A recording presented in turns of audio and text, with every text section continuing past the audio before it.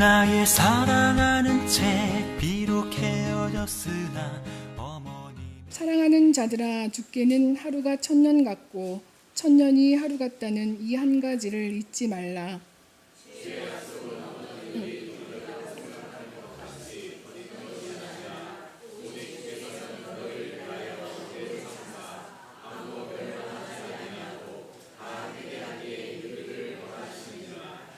그러나 주의 날이 도둑같이 오리니 그날에는 하늘이 큰 소리로 떠나가고 물질이 뜨거운 불에 풀어지고 땅과 그 중에 있는 모든 일이 드러나리로다.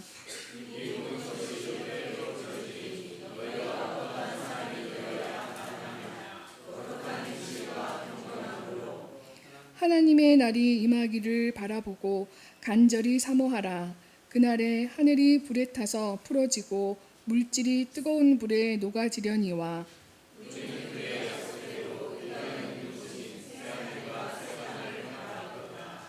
함께 봉독합니다. 그러므로 사랑하는 자들아, 너희가 이것을 바라보나니 주 앞에서 점도 없고 흠도 없이 평강 가운데서 나타나기를 힘쓰라. 아멘. 조급증에 대해서 미국의 유펜 대학이라는 곳에서 재미있는 조사를 했습니다. 사람이 자동차를 주차할 때 보통 아무도 없을 때는 대략 한 26초 정도 걸린다고 합니다. 그래서 저처럼 운전을 잘하는 사람 한 10여 초면은 되는데 평균적으로 한 26초. 예. 그런데 다른 차가 주차하면서 이제 지나가려고 기다리거나 그러고 있을 때는 사람의 마음이 조급해져서 약 31초가 걸린다라고 합니다. 그리고 뒤에서 기다리고 있던 차가 경적을 울리면서 빵빵거리고 그럴 때는 마음이 더 불안해져서 결국 주차하는데 43초 정도 소요된다라고 말합니다. 예. 무슨 말이겠습니까? 이처럼 마음이 조급해지면 나만 손해보는 것이 아니라 다른 사람들에게도 피해를 주게 된다. 그러한 결과일 것입니다. 그래서 서양 속담에 서두르면 일을 망친다. 예. Haste makes waste. 영어 발음이. 하여튼 제가 웬만하면 영어를 안 쓰려고 그러는데, 예. 하여튼 그렇습니다. 예. 서두르면 일을 망친다. 예. 자, 그런데 여러분 성경을 보십시오. 성경의 위대한 인물들은 모두 다 기다림의 사람들이었다는 것을 알 수 있습니다. 노아는 120년간 방주를 짓고 홍수의 심판을 기다렸습니다. 아브라함은 약속을 받은 지 무려 25년 뒤에서야 이삭을 얻을 수 있었습니다. 이스라엘 민족들은 말라기 선지자의 예언 후에 무려 400여 년을 기다린 후에야 비로소 메시아이신 예수님을 맞이할 수 있었습니다. 초대교회 성도들은 예수님이 승천하신 이후에 주님의 오심을 기다려야만 했습니다. 자, 이처럼 우리가 하나님의 일을 감당하기 위해서, 우리가 믿음으로 살아가기 위해서 반드시 우리에게 필요한 것 가운데 하나가 바로 기다림이라는 것입니다.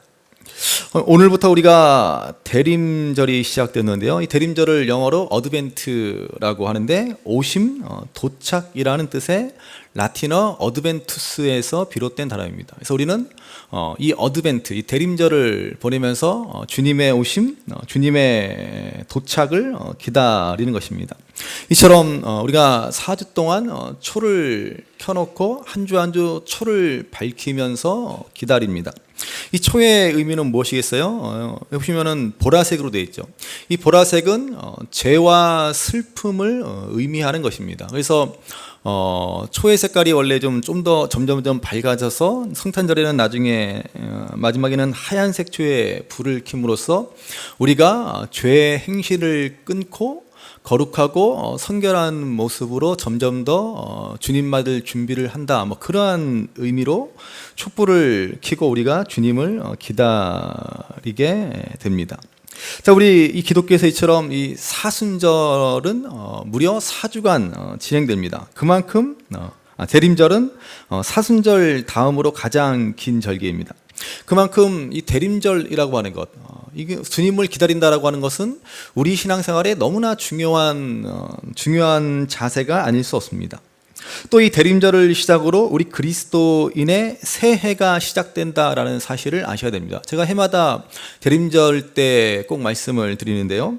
우리 기독교인은 새해를 3번 맞는다 그랬죠. 양력 1월 1일 새해를 맞이하고, 음력 1월 1일인 설날로 새해를 맞이하고, 그리고 교회력으로 1월 1일인 첫 번째 대림절, 바로 오늘이 우리 그리스도인의 새해입니다. 아시겠죠? 여러분들 인사 나누실까요? 새해 복 많이 받읍시다. 새해 복 많이 받읍시다. 예. 교회력으로는 오늘이 새해입니다. 교회력으로는 1월 1일이에요. 예. 또다시 우리 기도하실까요? 새해에도 주님을 기다립시다. 새해에도 주님을 기다립시다. 예, 그렇습니다. 여러분, 우리가 보통 새해를 맞이하면요, 새해 소망을 가지고 한 해를 시작하지 않습니까? 우리 기독교인들은 새해를 대림절로 시작하는 것입니다. 무슨 말이겠어요? 그만큼 주님을 기다리는 일이 우리 신앙에 굉장히 중요한 일이고 우리 신앙의 가장 중요한 소망이다라고 하는 것입니다. 그래서 한 해를 시작하면서 주님을 기다리면서 올해는 주님이 오시겠지, 올해는 주님이 꼭 오셨으면 좋겠다, 그러한 마음으로 한 해를 시작한다라는 말입니다. 예수님이 승천하시고 나서 사람들은 예수님이 곧 오실 것이다 라고 생각하고 그때부터 예수님을 간절히 기다렸습니다. 한 해가 지나고 새해가 되면 올해는 오시겠지, 그 다음에도 또 그 다음에도 올해는 오시겠지, 그렇게 매년 새해 첫 소망을 주의 오심에 두고 기다렸습니다. 하지만 예수님은 사람들이 간절히 기다린 것처럼 그렇게 금방 오시지 않으셨습니다. 그러면서 어느새 예수님이 안 오시려나? 이러한 생각으로 믿음을 포기하는 사람들이 생겨납니다. 그래서 본문 앞에 4절 말씀에도 보시면 그들은 이렇게 말합니다. 그리스도가 다시 오신다는 약속이 어디 있냐? 조상들이 잠든 일에 만물이 처음 창조 때부터 그러야 할 듯 그냥 그대로다. 그렇게 그들은 주님의 오심에 대한 소망을 잃어버리고 말았습니다. 자, 그러한 상황에서 그렇게 믿음을 버리고 의심하고 흔들리는 사람들에게 오늘 베드로후서의 말씀은 기다리라 라고 말씀하고 있습니다. 자, 본문 8절 말씀을 다시 한번 보시기 바랍니다. 8절 말씀 같이 있습니다. 사랑하는 자들아, 주께는 하루가 1000년 같고 1000년이 하루 같다는 이 한 가지를 잊지 말라. 아멘. 여러분, 하나님의 시간은 우리의 시간과는 다릅니다. 하나님의 시간은 사람의 시계로 잴 수 있는 시간이 아닙니다. 주님께는 하루가 1000년 같고 1000년이 하루 같습니다. 그래서 제가 언젠가 드린 이야기 가운데 이런 이야기 있죠. 한 사람이 기도하면서 하나님께 이렇게 묻습니다. 뭐라고 물어요? 하나님, 정말 하나님께서는 하루가 1000년 같고 1000년이 하루 같은 게 맞으시죠? 하나님이 그렇단다 이렇게 대답하시니까는 이 사람이 뭐라 기도해요? 그럼 하나님에게는 하루가 1000년 같고 1000년이 하루 같으면 1원도 1000만 원 같고 1000만 원도 1원 같으시겠네요. 그렇지. 그러니까는 뭐라 그래요? 하나님, 그러면 저 1원만 주세요. 그러니까 하나님이 뭐라 그러십니까? 하루만 기다려라. 하나님께는 하루가 1000년 같고 1000년이 하루 같습니다. 주님이 다시 오신다고 하셨지만은 2000년이라는 긴 세월이 지났습니다. 우리 인간의 시간으로는 정말 긴 시간입니다.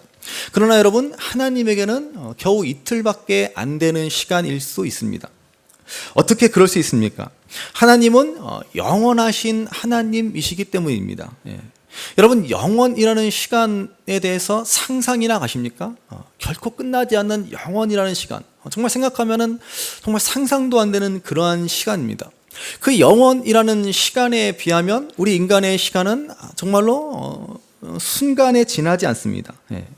그러니까는 우리 인간의 시간으로는 예수님이 늦게 오시는 것 같고 더디 오시는 것 같고 안 오시는 것 같지만은 이 2000년의 지난 시간도 짧은 시간이라는 것입니다. 그래서 오늘 본문에 보시면 주님은 이렇게 말씀하십니다. 9절 말씀 보십시오. 9절 같이 있습니다. 주의 약속은 어떤 이들이 더디다고 생각하는 것 같이 더딘 것이 아니라 오직 주께서는 너희를 대하여 오래 참으사 아무도 멸망하지 아니하고 다 회개하기에 이르기를 원하시느니라. 아멘. 자, 여러분은 어떤 사람들이 생각하는 것 같이 주님이 늦으시거나 아예 오지 않으시는 것이 아닙니다. 다만 우리를 위해서 주님은 오래 참고 기다리고 계신다라는 말입니다. 하나님께서는 아무도 멸망하지 않고 모두 회개하기를 바라시고 계시기 때문입니다. 사람들은 주님의 재림을 기다리면서 왜 이렇게 안 오시는 거야? 오시는 건 맞아? 왜 이렇게 늦어지는 거야? 하고 있지만은 사실은 우리 인간들만 기다리는 것이 아니라 하나님께서도 기다리신다라는 사실입니다. 하나님은 우리 인간들이 하나님께로 돌아오기를 간절히 기다리고 계십니다. 그래서 주님의 재림이 늦어지고 있습니다. 그런데 여러분, 만약에 당장 주님이 지금 오신다라고 하면 어떻게 되겠습니까? 아직 주님을 믿지 않고, 아직 주님을 영접하지 않고, 아직 주님께로 돌아오지 않은 사람들이 다 어떻게 되겠습니까? 자, 이렇게 예수님을 믿지 않는 사람들도 문제겠지만 예수님을 믿고 있다고 하는 우리 역시도 곤혹스럽기는 마찬가지입니다. 우리의 참 소망은 하늘나라에 있고 우리의 소망은 주님의 다시 오심에 있다라고 우리는 고백하지만, 만약에 당장 오늘 당장 지금 당장 주님이 오신다 그러면 여러분 어떤 생각이 들겠습니까? 난처하지 않으시겠습니까? 네.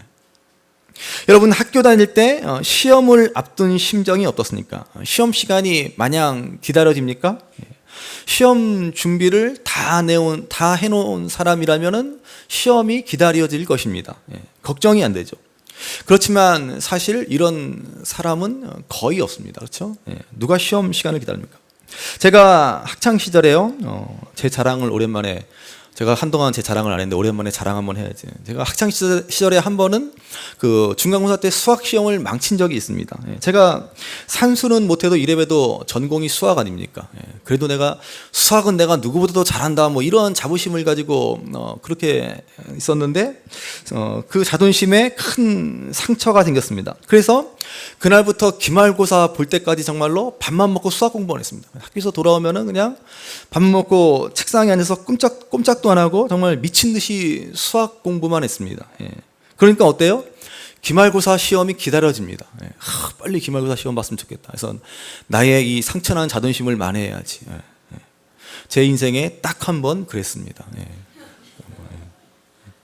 여러분, 시험 준비를 잘한 사람은 시험이 와도 걱정이 없습니다. 오히려 시험이 기다려집니다. 그러나 시험 준비를 안 한 사람들은 어때요?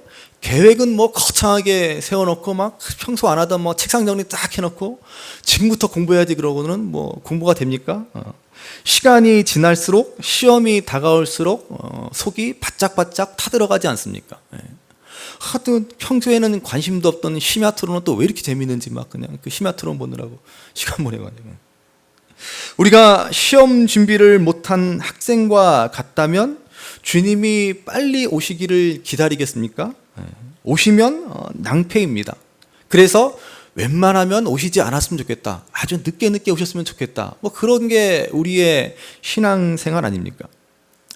그래서 하나님이 우리를 기다려 주신다라는 것입니다. 아직 준비가 되지 않은 우리들, 우리가 하나님을 기다리는 것보다 하나님은 훨씬 더 우리를 간절히 기다리십니다. 우리가 잘 준비하도록 기다리고 계시는 것입니다. 여러분, 만약에 야유회를 우리가 갔다라고 생각해 보세요. 그런데 시간이 되었는데도 한 사람이 아직 도착을 안 했습니다. 그러면 그냥 출발하겠어요? 그러면 당장 그 다음 주에 교회 안 나오시겠지. 출발도 못하고 기다리고 있는. 같이 가야죠, 같이. 꼭 그래서가 아니라. 우리 권사님들은 어디 가신다고 하면 뭐 한 분 늦게 오시면 막 집에까지 찾아가서 막 데리고 오시면. 그래서 같이 가는 거예요. 하나님이 그렇다라고 하는 거죠. 바로 이것이 하나님의 마음입니다. 아직 준비가 안 된 우리들을 기다리고 계십니다. 그러므로 여러분, 주님은 늦으시는 게 아닙니다. 우리가 주님을 기다리는 것보다 더 간절히 주님이 우리를 기다리고 또 기다리고 계십니다. 자, 그런데 10절 보십시오. 10절 말씀을 같이 한번 읽어보시겠습니다. 10절, 그러나 주의 날이 도둑같이 오리니 그날에는 하늘이 큰 소리로 떠나가고 물질이 뜨거운 불에 풀어지고 땅과 그 중에 있는 모든 일이 드러나리로다. 아멘. 자, 오랫동안 주님이 우리를 참고 기다리십니다. 그래서 안 오실 것 같은 긴 시간이 지났지만은 주님은 반드시 오십니다. 그때와 그 시간은 언제인지는 아무도 모르지만은 반드시 오십니다. 그리고 그날은 도둑같이 임하게 됩니다. 어떤 사람은 주님이 도둑같이 온다 그러는데 주님이 오신 게 아니라 그날이 도둑같이 임합니다. 주님이 그날이 도둑같이 오고 주님은 모든 사람이 보시도록 그날에 갑자기 나타나십니다. 그때 하늘이 큰 소리로 사라지고 뜨거운 불에 물질이 풀어진다, 이렇게 말씀합니다. 자, 이게 무슨 말씀입니까? 마치 뜨거운 용광로에서 쇳덩이가 녹아내리듯 이 땅의 것들이 사라지게 될 것이다 라는 말입니다. 최후의 심판이 일어납니다. 그날에는 감추어진 모든 것이 다 드러나게 됩니다. 반드시 이 일은 일어납니다. 온 세상이 다 심판을 받는 날이 반드시 있습니다. 또 그날이 오기 전에 우리 각자는 개인적인 종말을 맞이하기도 됩니다. 그러면 하나님의 심판대 앞에서 우리의 모든 것이 드러나게 될 것입니다. 그런데 하나님은 이 종말의 심판을 늦추시어 아무도 멸망하지 않고 모두 회개하게 되기를 바라고 계십니다. 그래서 하나님은 오래 참고 기다리십니다. 만약에 우리가 하나님이라면, 제가 만약에 하나님이었다면 더 두고 볼 것도 없이 벌써 최후 심판을 내리시고 이 세상을 문 닫아 버리셨을 것입니다. 이 세상의 죄악들, 우리 인간들이 얼마나 하나님의 마음을 아프게 하고 하나님을 실망스럽게 합니까? 저 같았으면 벌써 세상 문을 닫아도 10번은 더 닫았을 겁니다. 그러나 우리 하나님은 어떤 분이십니까? 우리 하나님은 자비롭고 은혜롭고 노하기를 더디하고 인자와 진실이 많으신 분입니다. 그래서 하나님은 어떻게라도 한 사람이라도 어떻게든 더 돌아오기를 기다리고 또 기다리십니다. 우리가 조금이라도 더 거룩한 존재, 온전한 하나님의 백성으로 서기를 기다려주고 계시는 것입니다.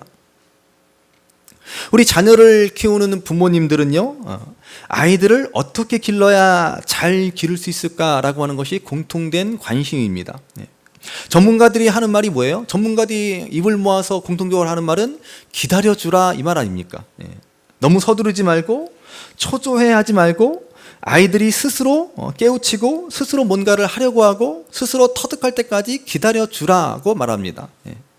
기다리지 않으면 아이들은 아이들대로 힘들고 부모는 부모대로 힘들고 그러면서 아이들하고 부모하고 사이만 나빠집니다. 제가 예전에 우리 아들 그래서 기다려주지 않고 그냥 막 수학도 또 남자는 수학을 잘해야 돼서 수학 가르쳐주다가 결국 아이하고 사이만 나빠져가지고 그래갖고 결국 포기한 적. 여러분 누가 모릅니까? 기다리면 된다는 걸 누가 모릅니까? 근데 사실은 기다린다고 하는 게 쉬운 노릇이 아닙니다. 사실은 아이들 그냥 하고 싶은 대로 내버려두는 게 제일 좋고 기다려줘야 하고 그거 모르는 부모 없습니다. 다 알지만은 막상 실제로 부모 입장이 되어보면 그게 그렇게 말처럼 되지가 않습니다. 하나님도 여러분 우리를 기다려주시는데 하나님도 얼마나 힘드실까 생각이 듭니다. 우리는 사실 우리 자녀들보다 훨씬 더 주님의 속을 썩여드리고 있지 않습니까? 자녀를 보면 우리가 얼마나 속이 탑니까? 그래서 제가 종종 얘기하지만 자녀가 아니라 뭐예요? 자녀가 아니라 여러분들은 왼수신가 보죠? 나는 아닌데 여러분들은 왼수구나. 예수님이 원수를 사랑하라 그러셨길래 망정이지 안 그랬으면 하여튼 뭐 이런 왼수 같은 자식들보다 훨씬 더 주님의 마음을 아프게 하는 우리를 하나님은 기다려 주십니다. 얼마나 애가 타시겠습니까? 얼마나 우리 인간의 표현대로 말하면 인간의 모습을 말하면은 속이 그냥 시커멓게 타다 못해 그냥 하얗게 죄가 되어 버리셨겠습니까? 하지만 그런데도 하나님은 기다리십니다.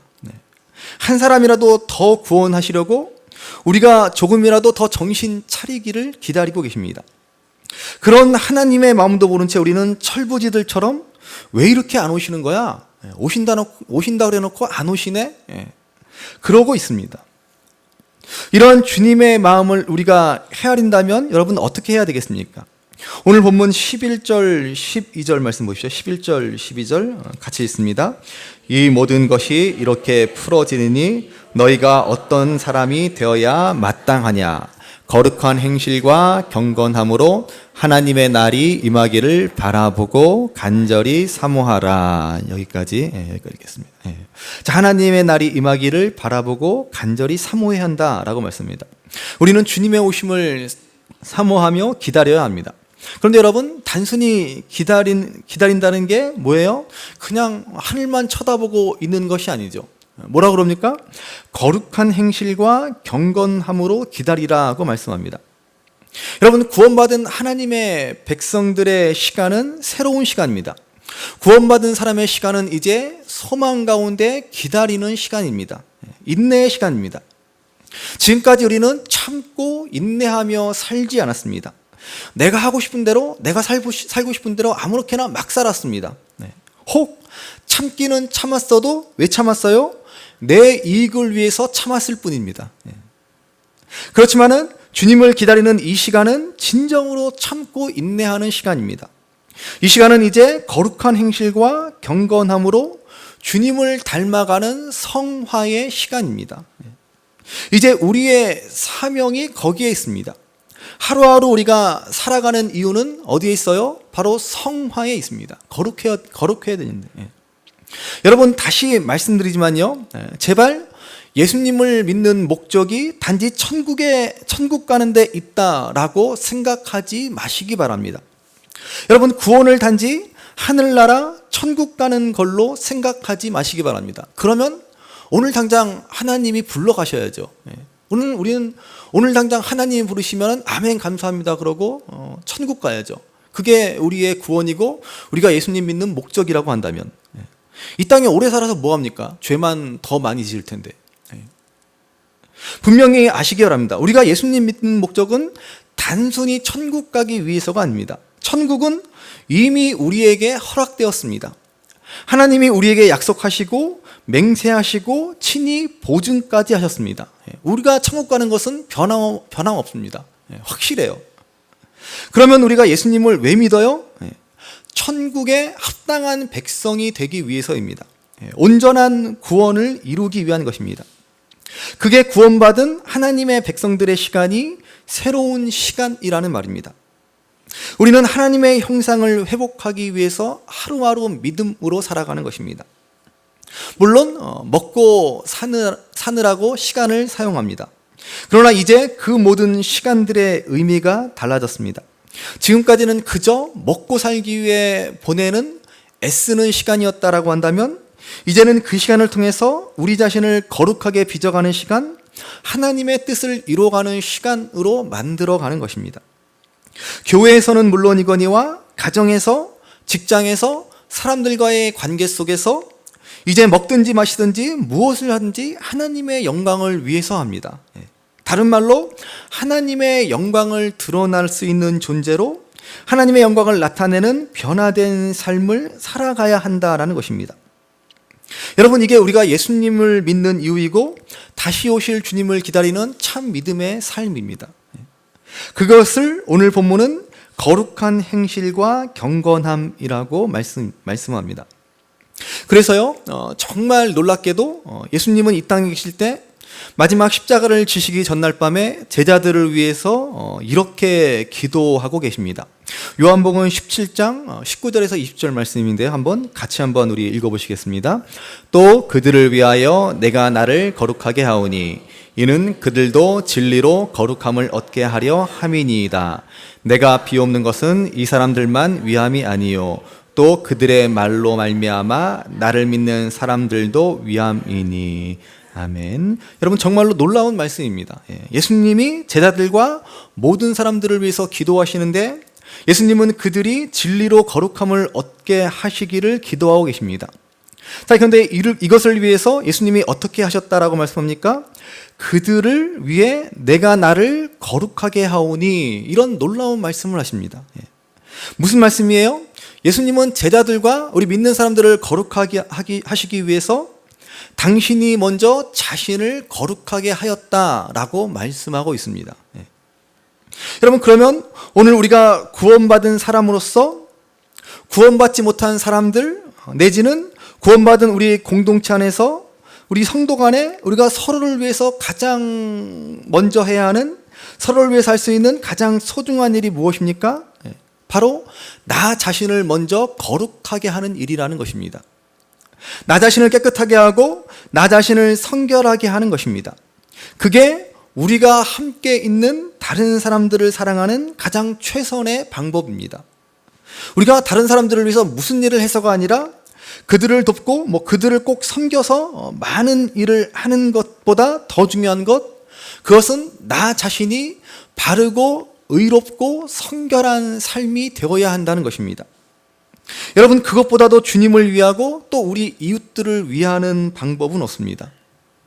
오늘날 이 땅의 교회가 그것을 놓쳐서는 안 됩니다. 여러분, 우리 교회의 중요한 모토가 이웃에게 복이 되는 교회인데 어떻게 우리가 복이 되겠습니까?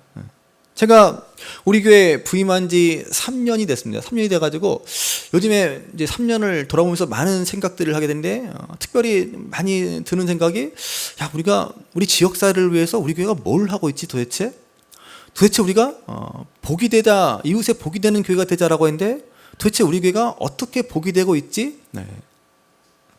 그래서 제가 올해를 시작하면서 어떻게 하면 우리가 좀 복이 되는 그런 사명을 감당할 수 있을까라고 해서 반찬 사역을 하자 제안을 드리고 신청을 받고 그랬습니다. 주위에 어려운 분들, 독거 노인분들, 그리고 자취생들, 홀로 사시는 분들, 그런 분들에게 좀 정기적으로 한 주일에 한 번씩 반찬을 드리면 좋겠다.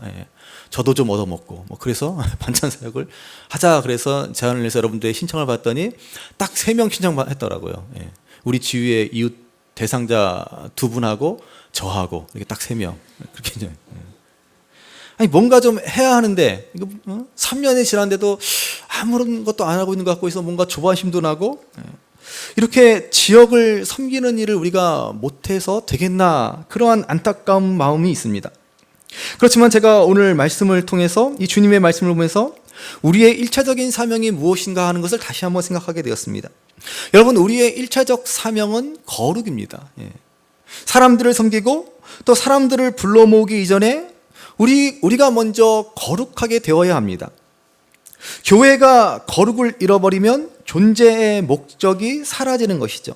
사람들 아무리 불러 모으고 이 예배당이 차고 넘치면 뭐합니까? 우리가 거룩하지 않은데 다 소용없는 일이죠. 그러므로 우리는 거룩한 행실과 경건함으로 주의 날을 사모하며 기다려야 합니다. 이것이 성도의 올바른 신앙의 자세입니다. 다른 사람 볼 것도 없습니다. 나 하나 잘하면 됩니다. 내가 잘하면 선한 영역이 다른 이웃들에게 전해지고 다른 일도 달라지고 변화되게 됩니다. 그래서 예전에 오래전에 김국환이라는 가수가 불렀던 노래 가운데 우리도 접시를 깨뜨리자라고 하는 참 좋은 노래가 있습니다. 그래서 자, 이제부터 접시를 깨자. 접시 깬다고 세상이 깨어지나. 무슨 말이냐면요, 이게 무슨 노래냐면은 아내가 매일 집안 살림하느라고 고생하는데 이제부터는 설거지는 남편들이 좀 하자 그러는 거예요. 그러다가 남자들이 안 해봤으니까 잘하겠어요. 그러다가 접시를 깨뜨릴지라도 그거 겁난다고 핑계 대지 말고 접시를 깨더라도 집안일을 남편도 좀 하자 그러는 겁니다. 아내를 위해서 같이 집안일을 하되 내가 설거지하는 동안 아내가 놀건 쉬건 잠자건 상관 말고, 저와 놀건 쉬건 잠자건 상관 말고, 그런 얘기예요. 꽤 오래전에 나온 노래인데 아주 시대를 앞서간 노래입니다. 제가 지난 오후에도 그런 말씀 드렸지만요, 우리가 봉사하는 거 참 좋습니다. 봉사하는데 왜 자꾸 다른 사람을 보면서 봉사합니까? 왜 자꾸 남을 걸고 넘어집니까? 나만 열심히 하면 되지. 왜 저 사람은 안 해? 왜 저 사람은 저러고 있어? 그럴 필요 여러분 없습니다. 물론 안타까운 마음으로 그럴 수 있죠. 그렇지만은 남을 비난하고 비판하는 마음을 가지고 봉사하면 오히려 자신도 손해입니다. 봉사하면서도 손해보는 일이죠. 남이와 놀건 쉬건 잠자건 상관 말고 내가 먼저 내 할 일을 열심히 잘하면 되는 것입니다. 예. 옆에 분과 권면하실까요? 놀든 말든 상관맙시다. 놀든 말든 상관맙시다. 나부터 잘합시다. 나부터 잘합시다. 예. 그렇습니다. 예. 나 한 사람 그렇게 열심히 하고 나 한 사람 그렇게 잘하면은 선한 영향력이 전해집니다. 결국 다른 사람도 달라지고 우리 교회가 달라지고 가정과 이웃이 달라지고 우리 사회가 달라지는 것입니다. 그래서 오늘 말씀의 결론입니다. 14절 말씀 보십시오. 14절 같이 한번 읽어보시겠습니다. 그러므로 사랑하는 자들아 너희가 이것을 바라보나니 주 앞에서 점도 없고 흠도 없이 평강 가운데 나타나기를 힘쓰라. 아멘. 여러분, 신앙생활의 핵심은 하나님의 날을 기다리는 것입니다. 그날은 우리의 소망이 성취되는 날입니다. 그렇다고 그저 하늘만 쳐다보고 기다리는 것이 아닙니다. 우리의 기다림 뒤에는 우리를 간절히 참고 기다리고 계시는 하나님의 기다림이 있음을 알아야 합니다. 그러면 이제 우리는 그 하나님의 기다림 앞에 합당하게 이제 거룩한 행실과 경건함으로 살아야 합니다. 그래서 주님 오실 그날에 하나님 앞에 점도 흠도 없이 평강 가운데 주님을 맞이할 수 있어야 할 것입니다. 이것이 주님 만날 그날까지 우리에게 주신 사명입니다. 우리가 이 사명으로 날마다 거룩하여지고 변화되어질 때 나뿐만 아니라 내 주위의 사람들, 우리 가족들, 우리 성도들, 우리 이웃도 변화되는 놀라운 은혜가 나타나게 될 것입니다. 그러므로 오늘 우리를 간절히 기다리시는 하나님의 마음을 생각하시고 이제 그 마음을 따라서 거룩한 행실과 경건함으로 하나님 앞에 점도 없이 흠도 없이 평강 가운데 나타나기를 소망하며 더욱 주님 앞에 믿음으로 살아가시는 저와 여러분들 되시기를 주님의 이름으로 간절히 바랍니다.